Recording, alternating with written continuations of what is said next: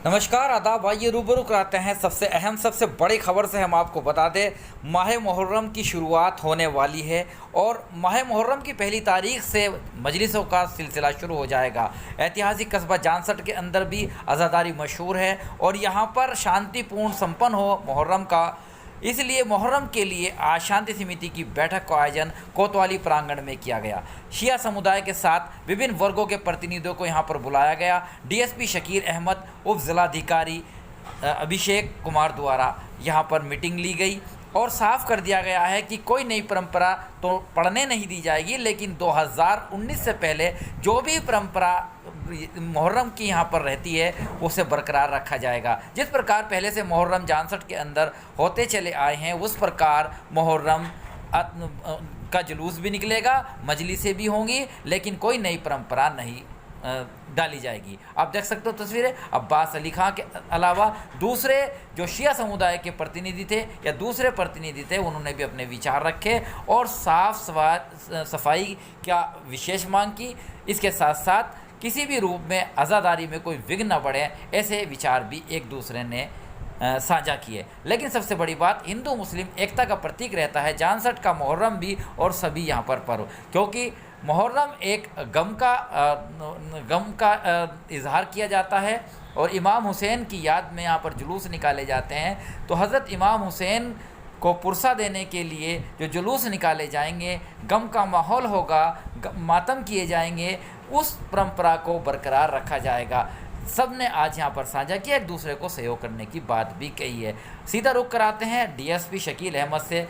विशेष वार्ता हुई है बार और बेंच के चीफ एडिटर आरिफ शीश महली से। क्या कहा उन्होंने इस दौरान, आइए सुनवाते हैं पहले उन्हीं की ज़बानी।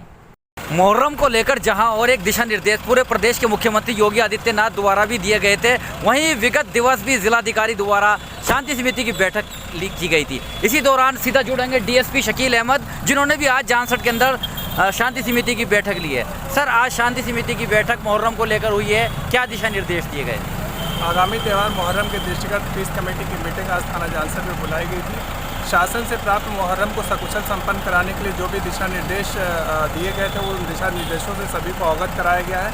साथ ही साथ मुहर्रम को सकुशल संपन्न कराने में जो भी बाधाएं आ रही थी, जैसे रूट को देखना, रूट को चेक करना और रूट व्यवस्था को, ताजी की ऊंचाई आदि के संदर्भ में विस्तृत रूप से सबको अवगत करें। क्या कोई विशेष तैयारी या कोई इंस्ट्रक्शन?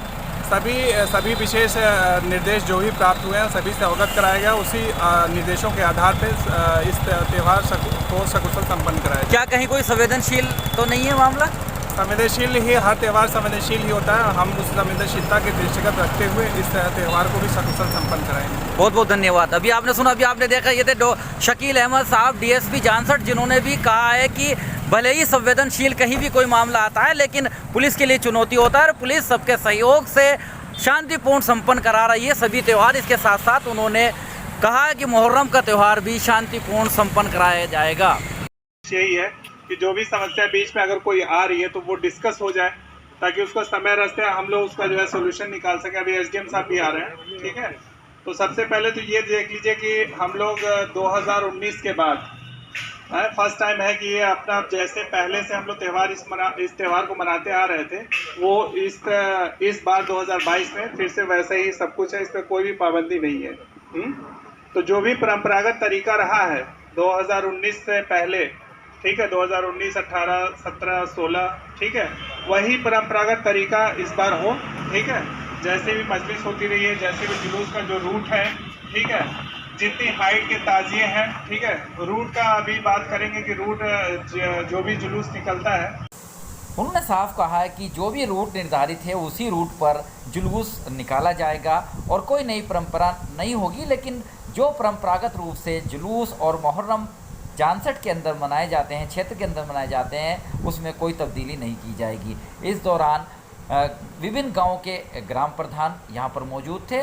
इसके साथ साथ शिया धर्मगुरु तथा जनप्रतिनिधि तथा जो भी जुलूस से जुड़े हुए प्रतिनिधि हैं वो यहाँ पर मौजूद थे। सबके सुझाव मांगे गए। सभी ने आश्वासन दिया है कि मुहर्रम का जुलूस शांतिपूर्ण संपन्न कराया जाएगा और सभी एक दूसरे को सहयोग भी देंगे। दूसरी ओर उप जिलाधिकारी अभिषेक कुमार ने भी साफ कर दिया है कि असामाजिक तत्वों के खिलाफ सख्त कार्रवाई की जाएगी। किसी भी रूप में किसी भी पर्व या आयोजन की पवित्रता में कोई कमी नहीं आने दी जाएगी। उन्होंने कहा कि लगातार पुलिस संपर्क कर रही है, पैदल गश्त जारी है और असामाजिक तत्वों पर भी विशेष नज़र लगाई गई है। उन्होंने एक दूसरे से सहयोग की अपील भी की है। बहरहाल कावड़ पर्व समाप्त हो गया है और अब मुहर्रम का आयोजन होना है। मुहर्रम भी सब मिलजुल कर मनाए, इस बाबत कड़े निर्देश के साथ साथ मेरी भी अपील है, बने रहिएगा मेरे साथ। आरिफ शीशमैली, चीफ एडिटर बार और bench, news in today Lucknow Muzaffarnagar. लेकर चलेंगे दूसरी बड़ी खबर।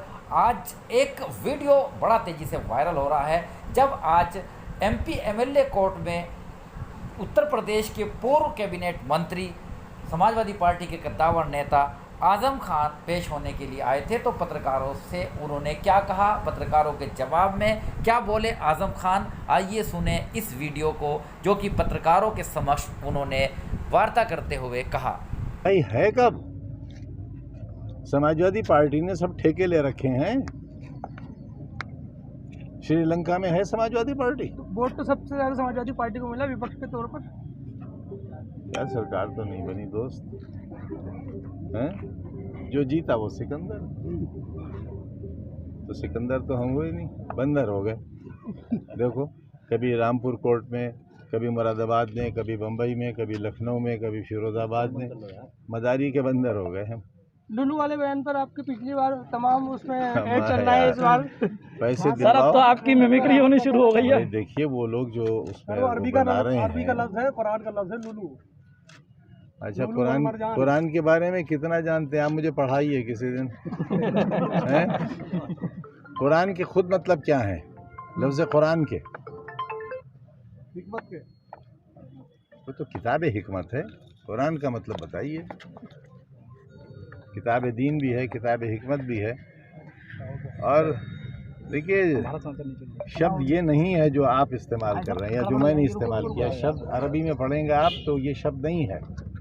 रखने वाला क्योंकि RSS का फंडरेजर है, उसने माल बनाया है, नमाजी भी वही लाया था, विवाद भी उसने ही खड़ा किया, उसे इसका नाम बदलना चाहिए।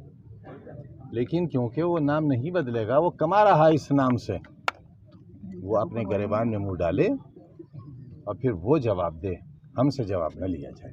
कैन यू साइड करो थोड़ी। सर लगातार ये कह रहे हैं कि ईडी के ऊपर जो है वो विपक्ष मजबूत ना हो, इसलिए छापेमारी चल रही है। आप भी विपक्ष में ही हैं, कैसे आप कैसे देखते हैं इस चीज़ को? मैंने कहा ना, अंधे हैं हम, देखते ही कहाँ हैं। अब आप हमारी बात क्यों नहीं समझते अंधों की?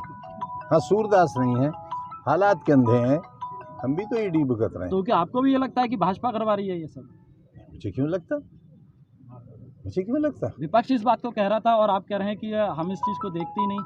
तो अंधा आप हूँ सीनियर लीडर है ना सर, इसलिए आपसे हम ये बात सीनियर जानने की कोशिश कर कार्यकर्ता रहे हूँ, लीडर का हूँ। लीडर किस दिन हुआ मैं? सर राष्ट्रपति के चुनाव में कुछ क्रॉस वोटिंग की गई है सपा के विधायकों द्वारा। आपको किसने बताया ये बताइए? सर जिसने आपको बताया उससे पहले पार्टी से निकलवाऊंगा। सर धीरे धीरे समाजवादी पार्टी टूटती चली जा रही है यूपी के अंदर। भैया तो क्या आप कुछ प्रयास करेंगे इसके लिए? तो सीमेंट लाके दो ना जोड़ने वाला। सर लोकसभा चुनाव के लिए आप जैसा शुभचिंतक कहाँ मिलेगा मुझे? 2024 में लोकसभा चुनाव